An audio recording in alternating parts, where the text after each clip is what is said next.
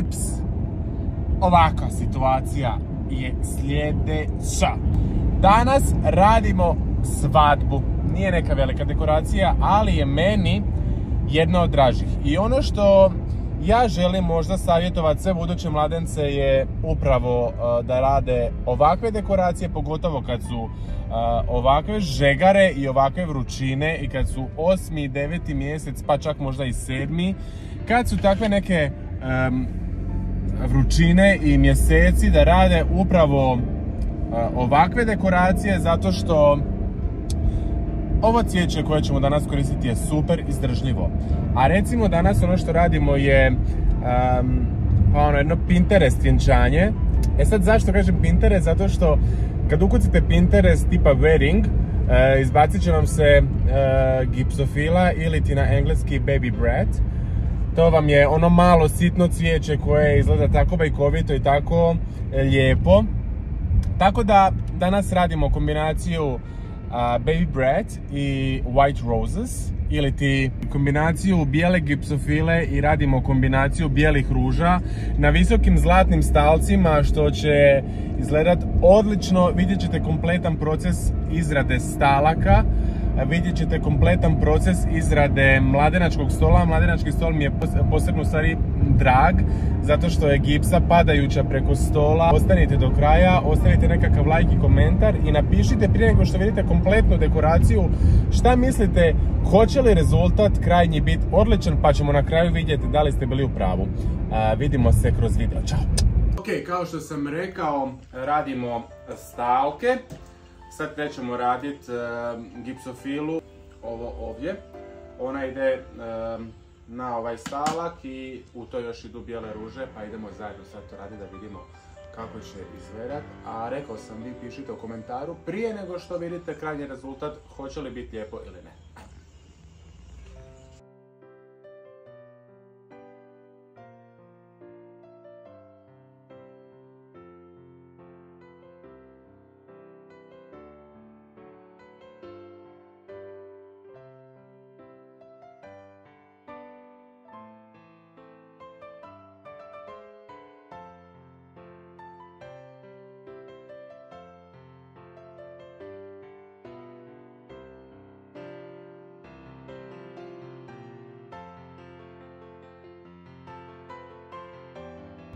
Ok, stalke smo napravili, a sad ono što sljedeće idemo raditi vjenčani buket, idemo raditi revere i onda idemo zajedno u salu raditi mladenački stol. Vidimo se! Ćao! Ok, došao nam je na red vjenčani buket, poslije toga nam slijede reveri i u pravilu je to. Idemo zajedno napraviti vjenčani buket. Vjenčani buket, mislim, sve vam je, kao što sam i već rekao, bijele ruže, bijela gipsofila, sve je apsolutno bijelo uz neke zlatne detalje što se tiče mladenačkog stola, ali to ćemo tek u sali. A sad idemo raditi vjenčani buket, nije klasičan, okrugli, onako loptast, blago je kao izdignut, malo drugačiji oblik vjenčanog buketa nego da je kompletna lopta. Tu su i ruže koje se treba naravno sve prvo očistiti prve latice, zato što ako ne znate zašto se čiste prve latice su zaštitne latice i uvijek se čiste da bi ostala lijepa ruža iznutra.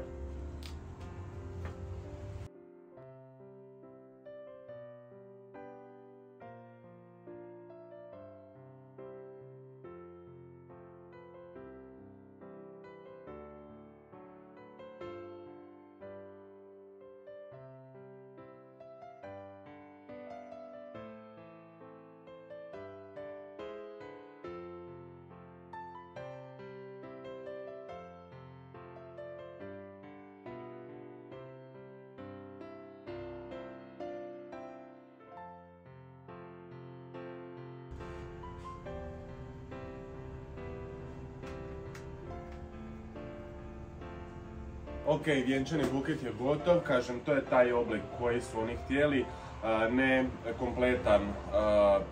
kompletna lopta, nego da ima ovo odrezano. Meni se takva varijanta vjenčanog buketa iskreno puno više sviđa, nije mi klasika, a opet je klasika, Meni se ovako najviše sviđa i baš volim raditi kad su ovakvi vjenčani buketi u pitanju. Tako da idemo ga sad završiti dalje. Pa krećemo na revere. Ako ste me nešto razumjeli, a niste, krećemo na revere kad ovo završimo. Ajde.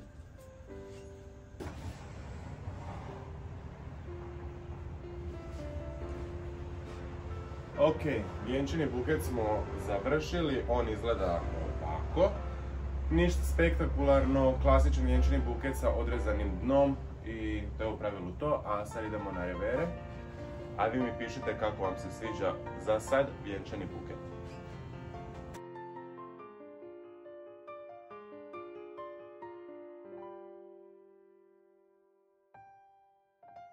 Savjetujem mladence je da revere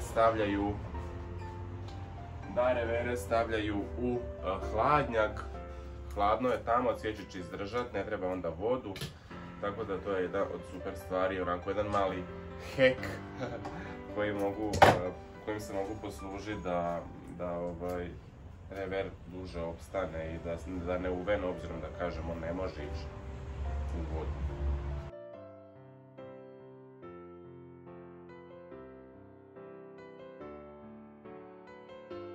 Ok, napravili smo rever za mladoženju, on izgleda ovako i to je u pravilu to. Sad idemo raditi revere za ostale goste i narukvice za cure.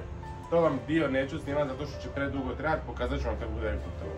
Uglavnom da, revere lagano završavamo, velike smo revere za muškarce napravili, ovo su reveri, to jest narukvice za žene, one se ovako vežu ovako oko ruke. Meni se to baš sviđa. Zašto je muški pa danas? Može previše pederski. Ok, evo tu smo sve napravili. Ovo je buket za bacanje, mladenački i rever i ostali reveri. Došli smo u salu. Ovdje ćemo raditi dekoraciju ovog vjenčanja i idemo sad zajedno sve. Sad ću vam snimiti salu da otprilike vidite sve kako izgleda. Ovo je sala Gardens Industry u Osijeku. Sve vam snimim pa vidite o čemu se radi. Ajde, idemo zajedno.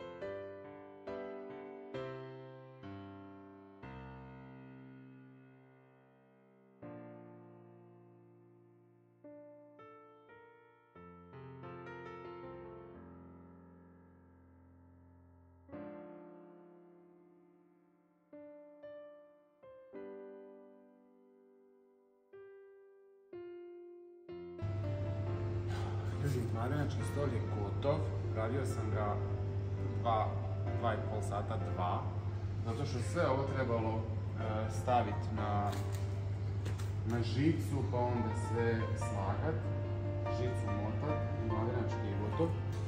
Sve u svemu, idemo sad pospremati sav ovaj nered koji ima, pomest sve što ovdje postoji. I onda idemo nazad u radnju napraviti još nešto malo što imamo i za danas je to bilo to.